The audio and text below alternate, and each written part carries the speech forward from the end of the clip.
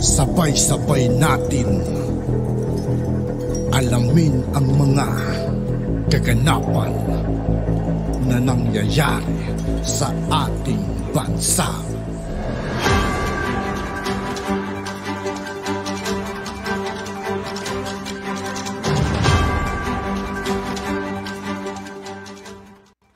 Yo, what's up mga kaibigan? This is I2K po again. Ngayon nandito ulit tayo sa channel ni Pinas News Insider. Dito ulit tayo magbibigay ng komento at reaksyon. Kaya samahan nyo ko guys. Let's go! Ang balita ngayon, viral ngayon sa mundo ng social media. Ang di umano'y balitang Bucor Chief General Katapang pinare-resign di umano ng Kongreso dahil sa kapabayaan di umano nito sa pamamalakad sa loob ng bilibid. Kaya naman, panawagan ng taong bayan kay Pangulong Bongbong Marcos, General Eliazar, kwalipikado di umano bilang Bucor Chief. Pero bago ang lahat, kung bago ka pa lamang, sa lahat ng hindi pa nakasubscribe kay Pinas News Insider mga kaibigan, mag-subscribe na po tayo at huwag nyo rin pong kalimutan mag-subscribe dito sa aking channel. Sa aming channel, please huwag kalimutang mag-subscribe at i-click ang notification bell para mas maging updated ka palalo sa lahat pa ng bagong video na i-upload namin. At eto na nga mga kababayan, sa lalong umiinit na eksena sa patuloy na pagdinig ng Kongreso kaugnay sa pagkawala ng isang inmate sa bilibid, ay kasabay din ang pagkatuklas ng patuloy na korupsyon sa loob ng bilibid at mas lalo pang lumalim ang pagdinig ng Kongreso dahil sa pagtuloy na pagpasok ng ipinagbabawal na gamot sa loob ng bilibid. Kaya naman natanong tuloy ni Congressman Abante na kung maaari, pwede bang mag-resign na lang si General Katapang sa Bucor dahil sa di umano'y samut-saring mga problema sa loob ng bilibid na hindi pa rin nare-resolba. Kaya naman, panawag... Sa tingin ko lang mga kaibigan, masisibak at masisibak tong dalawang to. Katapang, tapos si Angelina Bautista. Sa tingin ko lang mga kaibigan na masisibak sila talaga. Tuloy ng taong kasi ang dami na nahalungkat na problema sa loob ng bilibid. bayan kay Pangulong Bongbong Marcos na kung maipapalit di umano kay General Katapang, higit na kwalipikado di umano si General Eliazar bilang Bucor Chief dahil hindi naman lingid sa ating kaalaman ang kanyang kagalingan at katapangan, lalong-lalo na sa naging serbisyo nito noon bilang PNP Chief sa panahon ng Administrasyong Duterte na kilalang may kamay na bakal. Kaya marami sa ating mga kababayan ang sumasangayon. At ayon pa sa kanila, mabuti si Eliazar dahil may tapang, may dangal, may paninindigan. Yan ang dapat mamuno sa bilibid. General Eliazar ang pagkakatiwalaan sa Bucor. May kamay na bakal. General Eliazar is competent PNP official during his time in the service. And if he is recommended to head the Bucor, he is highly qualified. Mas magaling, mahigpit at disiplinado si General Eliazar. Mas matino iyon at sumusunod sa patakaran. The best sa lahat si General Eliazar. Napakatapang niya. General Eliazar is the right and the best general to be put at the Bucor. He will definitely clear and make the Bucor to be in the right path. Hindi dapat mag-resign, kundi sibakin ng Pangulong Marcos para wala ng kapit-tuko. Nakakasawa na yung katapang na yan. And ko, you said a moment ago, Director General Katapang, that you will really go down to the hilt para masolve ang problema sa Bucor. O naniniwala po kayong lahat. For example, like ang sinabi po ng ating general dito, sino ba yung naakusahan ng korupsyon? Correction, Senior Inspector Abila Henry, sir. Kayo po ay naakusahan ng korupsyon, Mr. Chair. Wala pong ay, totoo. Yun, naakusahan lang kayo. Hindi naman talaga totoo, hindi ba? Opo. So, Mr. Chair, ibig sabihin niyan, Director General, at ikaw, Madam Angie Bautista, sapagkat ikaw ang nag-file ng investigasyon, na meron talagang malalim na korupsyon sa Bucor. Mr. Chair. Inaamin mo. Yes, sir. Meron po. At hindi ka kasama ron, si Chair. Hindi po ako kasama, sir. You are under oath. Sir, I am under oath, Your Honor. Okay. So, the Director General, ano po ang balak yung gawin sa korupsyon sa Bucor? I will continue my reform agenda at lahat po ng makakasuhan. Of course, I will submit the report. Marami na po akong tinanggal na sa serbisyo. Discharge for dishonesty. I will submit the report na may effort naman po, Mr. Chair, Your Honor. Therefore, Mr. Chair, Director General, heads must roll. Yes, Mr. Chair, Your Honor. And if you're not able, Mr. Chair, Director General, na gawin lahat ng mga bagay na ito, that you are willing to resign your position. Mr. Chair, I serve at the pleasure of the Filipino people and the President and the Secretary. I'm willing, if told, to resign from my position. But right now, I will not resign because I have a duty, a task to do, and please give me more time because sinalo ko lahat itong problema ito, Mr. Chair, Your Honor.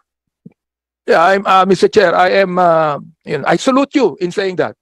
I salute you in saying that. Hopefully, Mr. Chair, that you will be serious enough to be able to check on the corruption of Bucor. Why? Look, this Congress is giving you all the budget you need. At sinabi ko, Mr. Chair, nung last hearing natin, nais pa nating dagdagan ang budget upang magawa nyo na ang dapat nyong gawin. Pero, sa hearing na ito, nakikita ko na nagtuturuan kayo dito. Hindi ko alam kung sino dapat ang i-blame dito. You're blaming each other. And then all of you are saying that none of you is corrupt. Oh, para bang nakikita ko, kung hindi lang sa mga PDL, magmo-motion akong gawing 1 peso ang budget ninyo. I'm going to look into your report, but Mr. Chair, Madam Chair, Director General, before the budget hearing of Bucor starts, I would like to see that report. Can you promise that, Director General? Yes, Mr. Chair, Your Honor. I will do that before the budget hearing. Mr. Chair, ito lang huli. With the attitude that I see in Madam Angie Bautista, even in this hearing, I do not believe that she is telling all the truth. Marami pa tayong panahon para makita tayo rito. Hindi po natin malalaman na hindi po tayo dito, wala po tayo dito lahat ngayon kung hindi po nawala si Mr. Michael Cataroha. And what was kind of confusing and sad because even the Secretary of Justice was not informed immediately, Madam Chair. He was informed a couple of days later when he was missing. So my point right now, Madam Chair, is like I just hope that through this investigation, to this inquiry, we'll be able to find a solution and put an end to this ongoing problem of the New Bilibid prison of our Bureau of Corrections. It's always like this. Every new administration, problems come up at the Bureau of Corrections, at Bucor, particularly at the NBP. Every new president, there's always a problem. Atras ho tayo, kahit panahon pa po ni Pangulong Gloria, may problema dyan. Panahon po ni Pinoy, panahon po na dating PRRD, na ngayon ni PBBM, there's always a problem. Seems like this problem is ongoing and it keeps on coming back. Kaya nga po, my question here is it still the Bureau of Correction officials running the Bureau of Prisons? Hindi na po kasi. It seems like the pangkat, the gangs are running it right now, and it is so hopeless. Another point I want to raise, Madam Chair, Mr. Chair, is okay, we have a problem of congestion. So what solutions do they have? I mean, immediate and then long-term solutions to these problems. Kasi I believe, kung sinasabi ni General Katapang na transfer of detainees is isang solution para ma-decongest. So habang tina-transfer po ito, and I believe it will take months. So itong mga problem na ito, itong patayan na ito will continue, General Katapang. Ito pong yung mga quote-unquote parang tila sarap buhay ng mga PDLs natin na may pera, the moneyed PDLs, because yung sinasabi po ninyong conjugal visitations for 1 week, ito po ay para doon lamang sa mga may pera na PDL. Yung PDL po na wala pong pera, hindi po siya madalaw ng pamilya niya na for 1 week dahil wala pong kubol na marerentahan po si PDL. So I just want siguro, Madam Chair, Mr. Chair, to balance equally. Kung po pwede isang PDL na may pera, yung PDL na walang pera ay po pwede rin na dalawin ng kanyang pamilya for 7 days. Kasi visitation now, Madam Chair, is 7 days eh. Unlike before, it's only 8 hours now, it's 7 days. So, yung nakaka-afford po ng kubol ay pwedeng tumira ng 7 days kasama ang pamilya.